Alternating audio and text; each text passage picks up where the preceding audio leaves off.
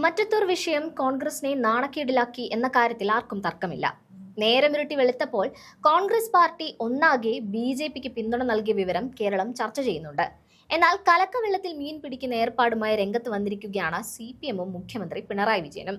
മറ്റത്തൂർ വിഷയം ആഗോള പ്രശ്നമായിട്ടാണ് പിണറായി വിജയൻ അവതരിപ്പിക്കുന്നത്. തദ്ദേശ തെരഞ്ഞെടുപ്പിൽ ജനങ്ങളിൽ നിന്നേറ്റ അടിയുടെ ജാള്യത ഈ വിഷയം ഉയർത്തിക്കാട്ടി മറിക്കാം എന്നാണ് പിണറായി വിജയൻ വിചാരിക്കുന്നത്. ഫേസ്ബുക്ക് പോസ്റ്റിലൂടെ കോൺഗ്രസിനെ ഒന്നാകെ ബി.ജെ.പി. വിഴുങ്ങിയെന്നും രാജ്യത്ത് മറ്റ് സംസ്ഥാനങ്ങൾ ഉണ്ടാകുന്നതിന്റെ മിനിയേച്ചറാണ് മറ്റത്തൂർ എന്നുമൊക്കെ പിണറായി വിജയൻ വെച്ച് അലക്കുമ്പോൾ അതിന് കണക്കിന് കൊടുക്കുന്നുണ്ട് പ്രതിപക്ഷ നേതാവ് വി.ഡി. സതീശൻ. 2 വിമതരിൽ ഒരാളെ പഞ്ചായത്ത് പ്രസിഡന്റാക്കുവാൻ CPM ശ്രമിച്ചതോടെ കോൺഗ്രസ് മറ്റൊരു വിമതന് പിന്തുണ കൊടുത്തു. ഇവിടെ കോൺഗ്രസിന്റെ നിർദ്ദേശം ലംഘിക്കപ്പെട്ടു എന്നത് സത്യമാണ്. അല്ലാതെ അവിടെ ആരും ബി.ജെ.പിയിലേക്ക് പോയിട്ടില്ലെന്നും സതീശൻ പറഞ്ഞു. പിണറായി ഊതി വീർപ്പിച്ച മറ്റത്തൂർ ബലൂൺ ഒറ്റ വാക്കുകൊണ്ട് സതീശൻ പൊളിച്ചടുക്കിയെന്നും കാണാൻ സാധിക്കും. പ്രതിപക്ഷ നേതാവിന്റെ വാക്കുകൾ ചേർക്കുന്നുണ്ട്, കണ്ടുനോക്കാം. ബി.ജെ.പി. വിളിച്ചാൽ എല്ലാവരും കൂട്ടത്തോടെ പോകുന്നു എന്നുള്ളതാണ് മുഖ്യമന്ത്രി പരിഹാസം.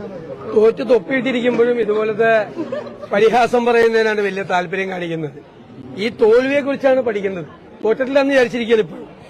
എന്നിട്ട് ഒന്നും കിട്ടാത്തതുകൊണ്ടാണ് മറ്റത്തൂരിലെ കാര്യം പറയണം. മറ്റത്തൂരിലെന്താ? മറ്റത്തൂരിൽ 2 വിമതന്മാര് ജയിച്ചിരുന്നു. അതിലൊരു വിമതനെ CPM പഞ്ചായത്ത് പ്രസിഡന്റാക്കാൻ വേണ്ടി ശ്രമിച്ചപ്പോൾ ഇവരെല്ലാവരും ചേർത്തിട്ട് മറ്റേ വിമതനെ ജയിച്ച ആളെ പഞ്ചായത്ത് പ്രസിഡന്റാക്കാൻ വേണ്ടി പിന്തുണ കൊടുത്തു.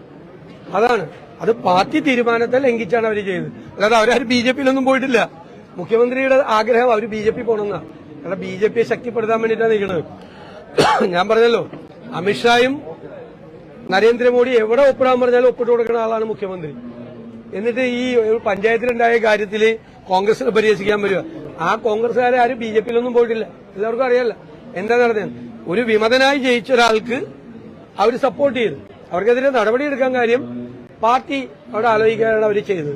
അതുകൊണ്ടാണ് അവർക്കെതിരായി നടപടിയെടുത്തത്. അല്ലാതെ അവരാരും രാജിവെച്ച് ബി.ജെ.പിയിലൊന്നും ചേർന്നിട്ടില്ല. മുഖ്യമന്ത്രിയുടെ ആഗ്രഹമാണ് ബി.ജെ.പിക്ക് ആളെ കൂട്ടാൻ വേണ്ടിയിട്ട്. ഇത്രയേ ഉള്ളൂ.